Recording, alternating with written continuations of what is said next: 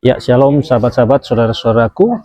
Renungan pada hari ini saya beri judul Merdeka yang Sesungguhnya. Ya, sekali lagi shalom.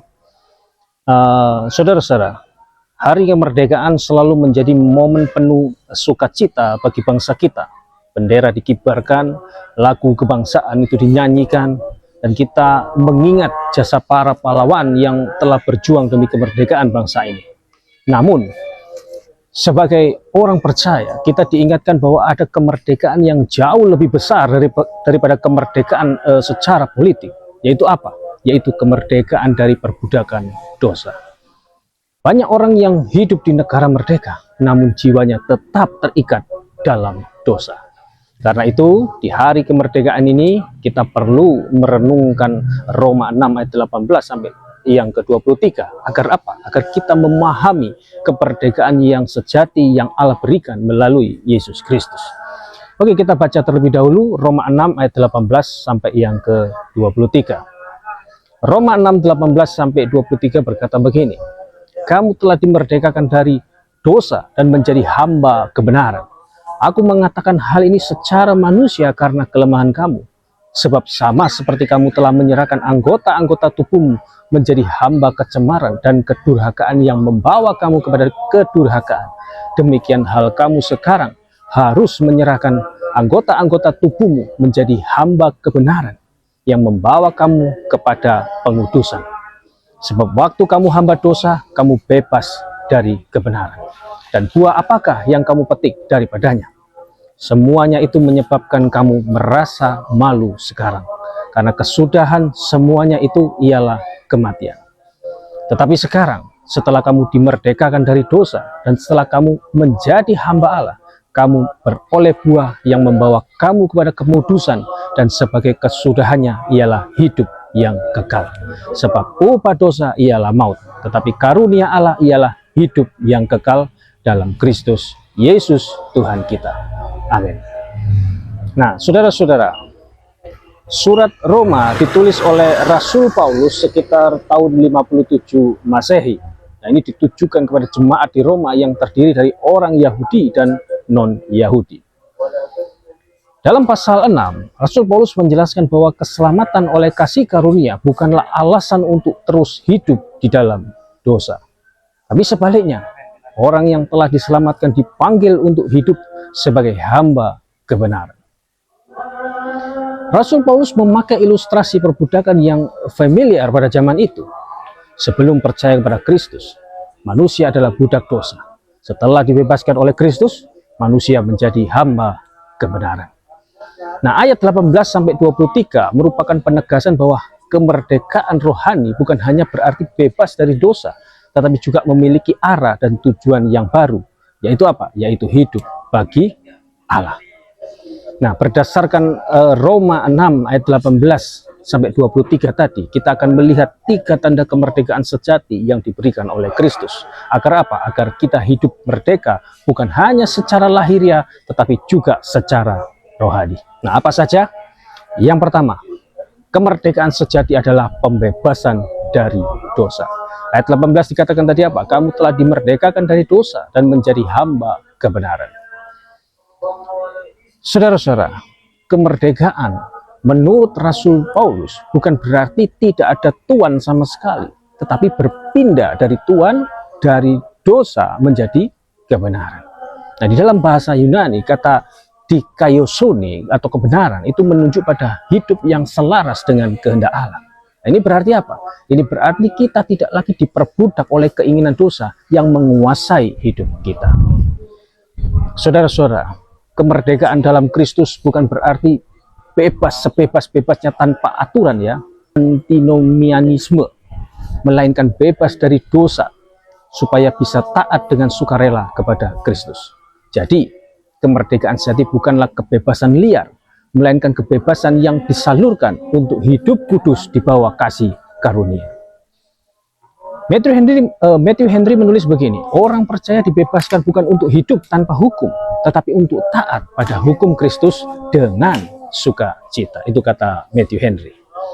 Saya coba berilustrasi, sama seperti seorang tawanan perang yang dibebaskan dari penjara musuh. Dia tidak dibebaskan untuk kembali ke penjara, tetapi untuk hidup di wilayah pemerintahan yang benar. Nah, saudara-saudara, periksa kembali.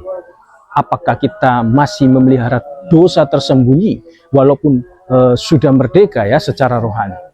Tinggalkan kebiasaan-kebiasaan lama yang membawa kita kembali kepada perbudakan dosa. Ingat bahwa kemerdekaan sejati hanya ada di dalam penyerahan total kepada Yesus Kristus. Amin. Nah, jika kemerdekaan sejati itu dimulai dengan pembebasan dari dosa, maka langkah berikutnya adalah mengarahkan hidup kita kepada tujuan yang benar, yaitu apa? Yaitu pengudusan.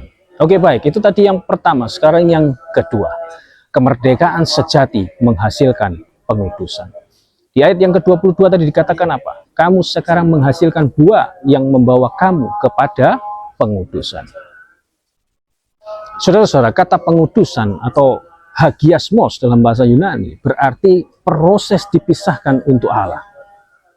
Kemerdekaan dalam Kristus bukanlah akhir, tetapi awal dari proses perubahan karakter yang berkesinambungan. Ya, saudara-saudara, ketika seseorang dibenarkan oleh iman atau justification ya, maka pengudusan, sanctification pasti menyertainya. Tidak mungkin seseorang yang sungguh-sungguh diselamatkan tetapi hidupnya tetap dikuasai oleh dosa. Dengan kata lain apa?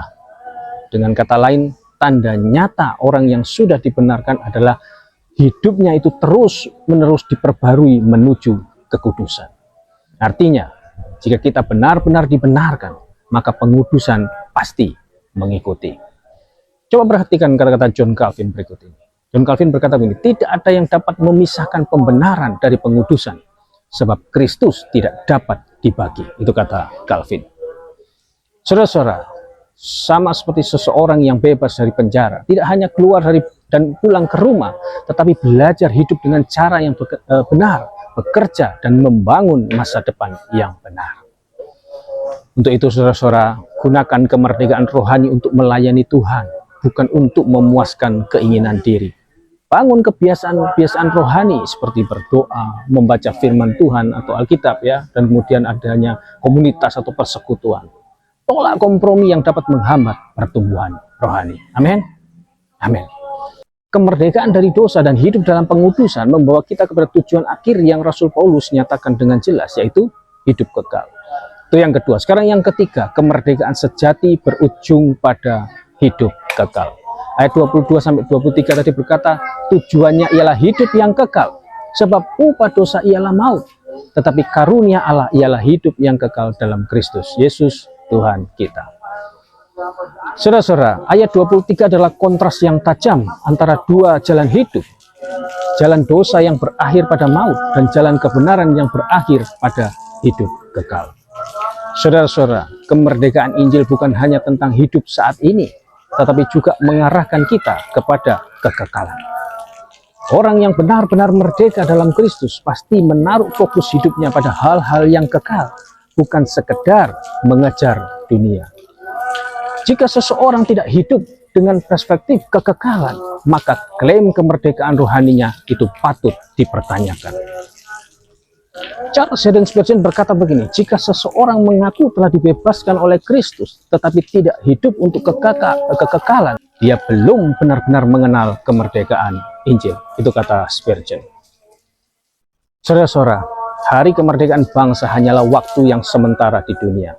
Tetapi kemerdekaan rohani membawa kita kepada kerajaan kekal yang tidak akan tergoncangkan.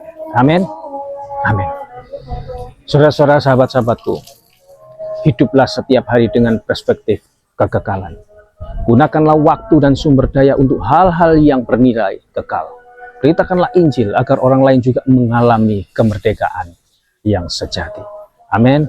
Oke, kita tiba pada kesimpulan ya. Ya, jadi kesimpulannya adalah apa? Kemerdekaan sejati yang Rasul Paulus bicarakan dalam Roma 6 ayat 18-23 itu memiliki 3 tanda. Apa saja tadi? Yang pertama, pembebasan dari dosa. Artinya kita tidak lagi menjadi budak dosa. Kemudian yang kedua, pengudusan. Artinya kita diproses untuk semakin serupa dengan Kristus. Kemudian yang ketiga tadi apa? Yang terakhir, hidup kekal. Ini adalah tujuan akhir dari kemerdekaan rohani. Saudara-saudara, bangsa kita boleh saja merdeka, Tetapi jika jiwa masih terikat dalam dosa, itu bukanlah kemerdekaan yang sejati. Yesus berkata dalam Yohanes 8 ayat 36 apa? Apabila anak itu memerdekakan kamu, kamu pun benar-benar merdeka. Saudara-saudara, hari ini kita memperingati hari kemerdekaan. Mari kita periksa hati kita, apakah kita hanya merdeka sebagai warga negara atau juga merdeka sebagai warga kerajaan Allah. Datanglah kepada Kristus, bertobatlah dari dosa, dan terimalah kemerdekaan sejati yang membawa kepada pengudusan dan hidup yang kekal. Amin. Haleluya. Amin.